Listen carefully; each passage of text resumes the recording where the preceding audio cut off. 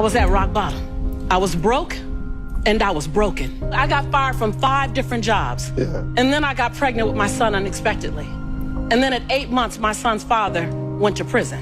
And when my son was 8 months old, I went to the ATM to get $20 out the bank because I didn't have any Pampers for him. And in order to get $20 out, you got that $20 in.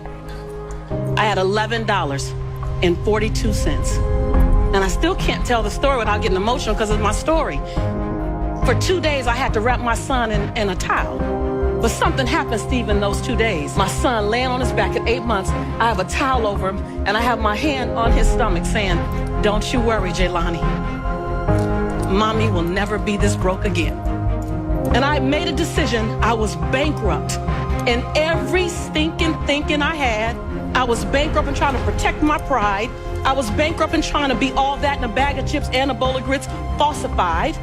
I was bankrupt in trying to not ask anyone for help. I was bankrupt in everything that was holding me and keeping me where I was. I've always talked a good game, but I wasn't doing anything with my gift. And all that thing about potential, I was tired of having potential. I wanted to have my now. And I looked at that baby at 8 months and I said, I want to transform your life. Because you didn't ask to come into this chaos. As an African-American male child in South Central Los Angeles, with a single mother whose father's in prison, he had a 66% chance of going to prison himself. Not on my watch. Not on my watch. So if I have to be willing to drastically transform myself so that I can become the woman that I know I can be. Right. And that's what I began to do. I was radical. See, my grandmother said that conviction and comfort don't live in the same block. If you're going to be convicted about something, you might have to go through some discomfort. But if you want to stay comfortable, why don't you just relax where you are, because that's where you're going to stay. Right. And so are you willing to reinvent who you are? Are you willing to kill away the procrastination? Are you willing to kill away the excuses, the blame game? I never let people call me a single mom by my title. I'm Lisa Nichols, who happens to be a single mother. Don't define me by my circumstances. Define me by my intention.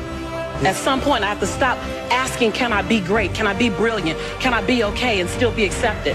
I just stopped asking permission and just gave notice unapologetically, not in a braggadocious way, not in a way that shrunk anyone else, in a way that said, I only got one life, and I'm gonna ride this one till the wheels fall off. And that was the beginning of me rescuing myself. I realized that I am my rescue.